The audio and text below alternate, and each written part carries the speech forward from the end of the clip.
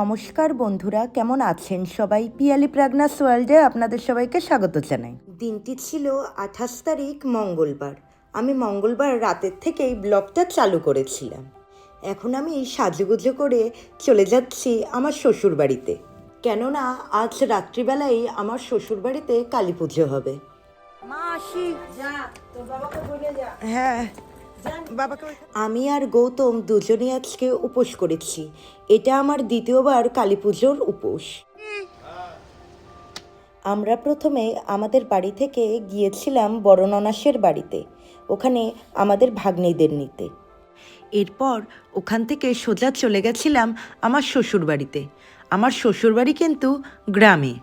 আমার হাজব্যান্ড মানে গৌতম কিন্তু গ্রামের ছেলে। এখানেই রাখো গাড়ি। চলে এসেছি আমার শ্বশুর বাড়িতে। এখন কাকি শাশুড়ির বাড়িতে গাড়িটা রেখে আমরা ওই বাড়িতে যাব। বাড়িতে ঢুকতেই আগে দেখুন আমাদের মায়ের মন্দির। যেহেতু বাড়ি থেকে আসতে আমার লেট হয়েছে, তাই আমি মায়ের বরণ করতে পারিনি। তাছাড়া এবার যেহেতু পরপর দুটো অনুষ্ঠান পড়েছে, তাই আমার একটু প্রবলেম হয়ে গেছে। ও আরেকটা কথা না বললেই নয় যে আমাদের এই মন্দিরটি কিন্তু আগের বছর মানে 2024-এ নতুন করে তৈরি করা হয়েছিল। তার আগে এই মন্দিরটি ছোট ছিল। আর এই দেখুন আমাদের মায়ের মুখখানাটা কি সুন্দর।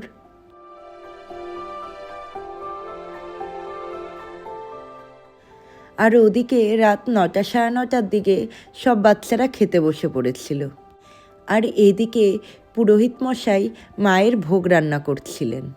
তখন ঘড়িতে সময় ছিল রাত প্রায় 10:30 পৌনে 11টার মতো। আর আমরা যখন পুজোয় বসেছিলাম তখন রাত প্রায় বাজে 12:30 থেকে পৌনে 1টার মতো। ঠাকুরমশাই আমাদের বাড়িতে এসেছিল প্রায় রাত 12টার সময়।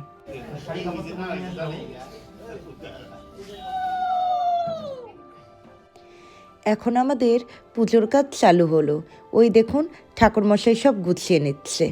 আর এদিকে আমার কাকাতো দেওর বসে ঢাক বাজাচ্ছিল।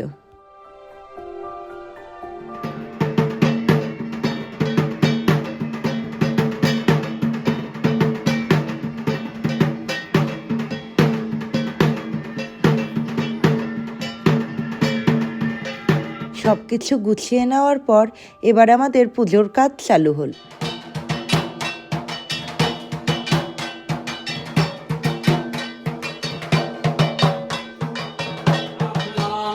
শ্রী গুরুবে নমঃ। এতৎ সাচন্দন গন্ধ পুষ্পম শ্রী গুরুবে নমঃ। গুরু ব্রহ্মা গুরু বিষ্ণু গুরুদেব মহেশ্বরা গুরুরেব পরম ব্রহ্ম তস্मै শ্রী গুরুবে নমঃ।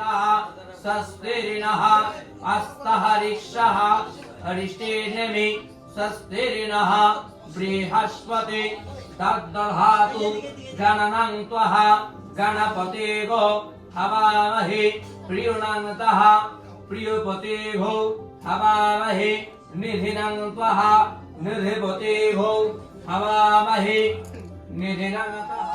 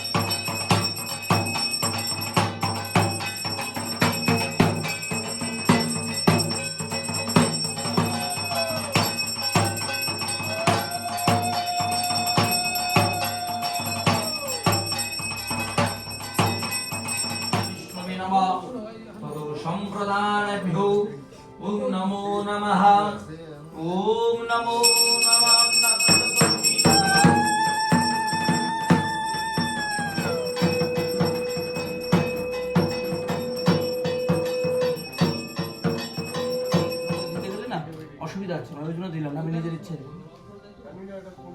আমার অসুবিধা হবে ॐ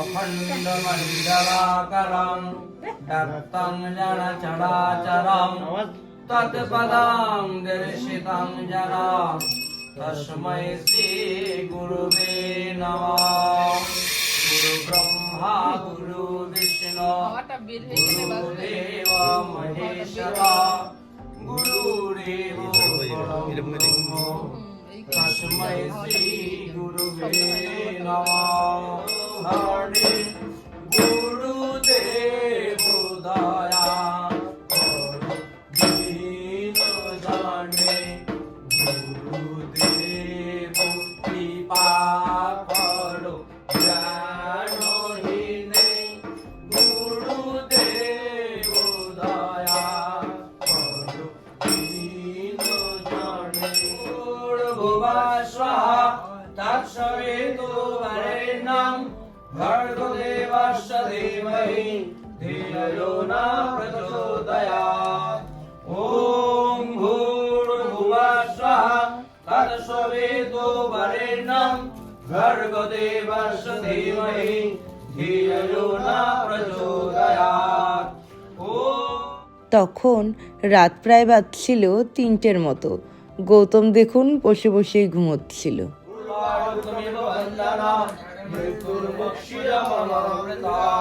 ओम शिवाय स्वाहा ओम जयंती मंगलकाली भद्रकाली कपालिनी नमः सुगंधिं पुष्टिवर्धनम् उर्वारुकमिव वन्दनात् मृत्युर्मुक्षीयममृतात् ओम शिवाय स्वाहा ओम जयंती मंगलकाली भद्रकाली कपालिनी दुर्गा शिव समाधात्री स्वासदा नमस्तुते ओम त्र्यंबकं यजामहे सुगंधिं पुष्टिवर्धनम् उर्वारुकमिव वन्दनात् मृत्युर्मुक्षीयममृतात् ओम शिवाय सर्वमंगल मंगल्ये शिवे सर्वार्थ साधिके उमे ब्रह्मणे कौमारी विश्वरूपे प्रसीदमे भगवती भयाच्छेदे कात्यायनी च कामदे कालकृत कौशिकी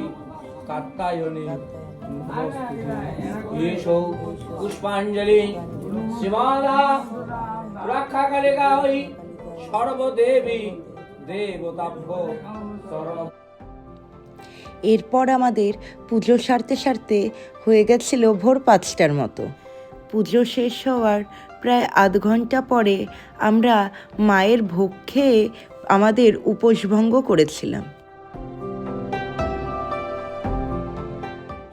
আমাদের বাড়ির কালী পুজোর সময় প্রত্যেক বছরই প্রচণ্ড পরিমাণে ঠান্ডা পড়ে, আর তাছাড়া উত্তরবঙ্গে এমনিতেও ভীষণ ঠান্ডা পড়ে।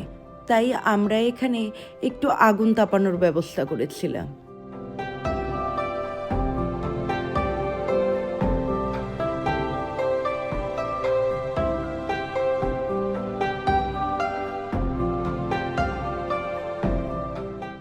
এই দেখুন আগুন তাপাতে তাপাতে কীরকম সকাল হয়ে গেছে। এরপর আমি গিয়ে ঘুমিয়ে পড়েছিলাম।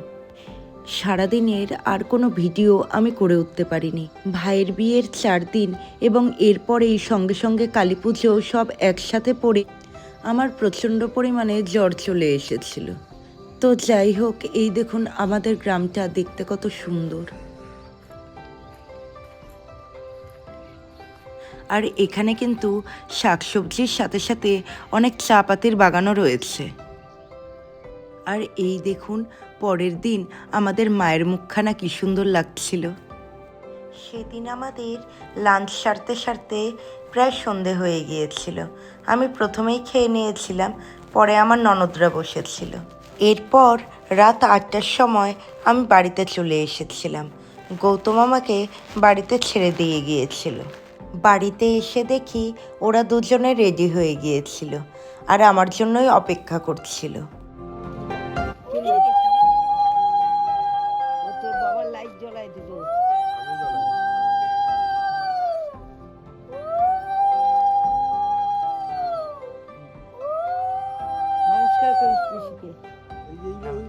হ্যাঁ, নামাইতে। আর গোপী আসে নাই?